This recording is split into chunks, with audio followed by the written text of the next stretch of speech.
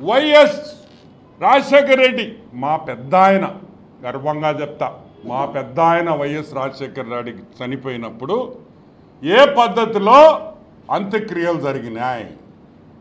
క్రిస్టియనా హిందువా? క్రిస్టియనే కదా. సరే, అది కూడా పక్కన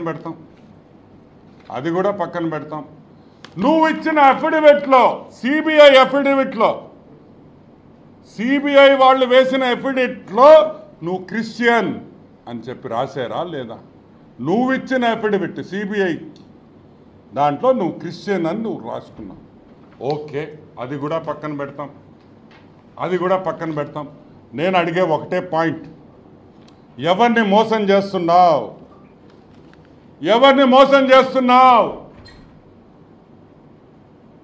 యేసు ప్రభువా తండ్రి, ఈ మోసగాడు, నీ పేరు చెప్పుకొని ఓట్లడిగిన మోసగాడు, ఈరోజు నీతో సంబంధం లేదు, నాకు సంబంధం లేదు, యేసు ప్రభు ఎవరో నాకు తెలియదు అంటున్నాడు నీ బిడ్డ.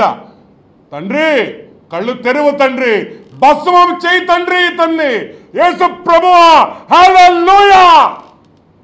ఇదే నా న్యాయం. అటు క్రిస్టియన్ సోదరులు, మా క్రిస్టియన్ కుటుంబాలని నేను క్రైస్తవుని అంటాం, ఇట్టొచ్చేసి హిందూ కుటుంబాల్లో నేను హిందూ అంటాం. అసలు నేను ఒక్కటి అడుగుతున్నా, యేసు ప్రభు ఏం చెప్పాడు?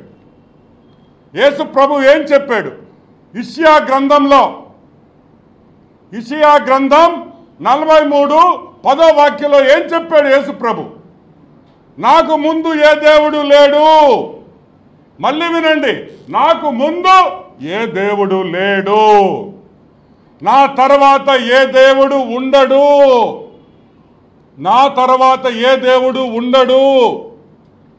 ఉంటే వేడిగా ఉండండి, లేకపోతే చల్లంగా ఉండండి, అటు ఇటు ఉండద్దు అని సాక్షాత్తు యేసు ప్రభువే బైబిల్లో రాసినారు.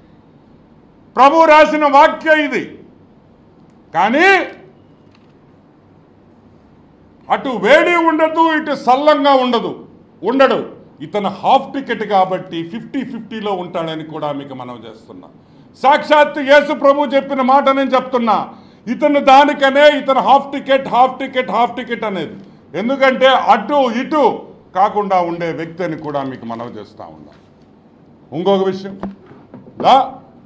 తిరుమలకు రా,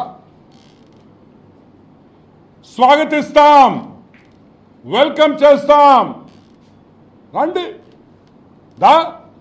మా అక్కని తీసుకురా, మా భారత అక్కని తీసుకురా, 2 కూతుర్ని తీసుకురా, రా, గుండు కొట్టించుకో, తలలో ఎంటుకలి స్వామికి,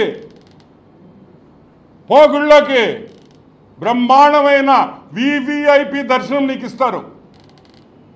ఆపేదానికి ఎవరికి హక్కు లేదు. కానీ కుటుంబంతో రా అంటే నీ శ్రీమతి మాత్రం క్రిస్టియను, నీవు మాత్రం హిందూ, నీ కూతుర్లు మాత్రం క్రిస్టియను, నువ్వు మాత్రం హిందూ, మీ అమ్మ క్రిస్టియను, నువ్వు హిందూ. ఏంద్రే ఈ నాటకాలా? ఎవరిని మోసం చేస్తున్నావు ఈ నాటకాలతో అని మేము అడుగుతున్నాం. క్రిస్టియన్ సోదరులు, క్రిస్టియన్ కుటుంబాలని, క్రిస్టియన్ అక్క చెల్లెళ్ళని, అన్నాదమ్ముళ్ళని మోసం చేయొద్దు జగన్మోహన్ రెడ్డి.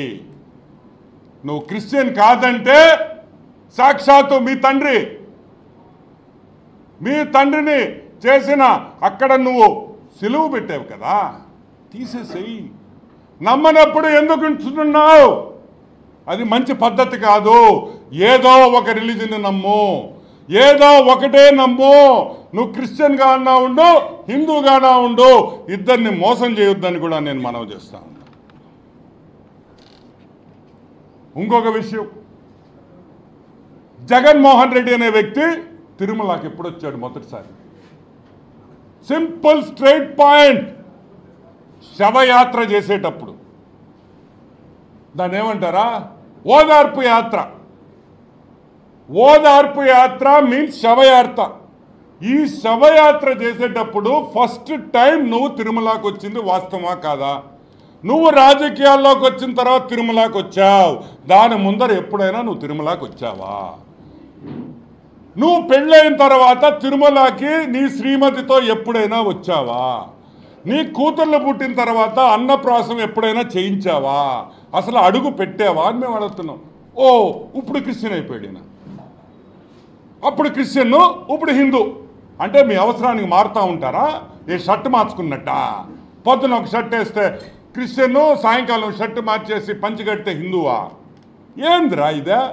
నేను అడుగుతున్నా క్రిస్టియన్ సోదరుని, మా క్రిస్టియన్ సోదరుని, మీరు కళ్ళు తెరవండి. ఈడు పెద్ద దొంగ, ఈడు పెద్ద దొంగ, మిమ్మల్ని అందరినీ మోసం చేస్తున్నాడు. మీకేమో కుటుంబం అంతా దేవుడి వాక్యం చెప్పద్ది, కుటుంబం అంతా దేవుడి వాక్యం చెప్పద్ది. ఈయన మాత్రం హిందూ అంటాడు. ఎవరిని మోసం చేస్తున్నారు? దయచేసి వీళ్ళని నమ్మద్దు, దయచేసి వీళ్ళని నమ్మద్దు. వీళ్ళు దొంగలు, వీళ్ళు అవసరానికి దేవుణ్ణి వాడుకుంటున్నారనే విషయం ప్రతి క్రైస్తవ సోదరుడు ఒక్కసారి ఆలోచించండి. మనం చేస్తాం, కళ్ళు తెరవండి. ఈ దొంగల్ని నమ్మద్దు, నిజమైన క్రైస్తవుణ్ణి నమ్మండి. హల్లెలూయా, ప్రైజ్ ద లార్డ్. నిజమైన క్రైస్తవుని నమ్మండి, ఇటువంటి దొంగల్ని నమ్మొద్దని కూడా నేను మీకు మనవి చేస్తూ ఉన్నా. ఇంకొక విషయం, తిరుమలలో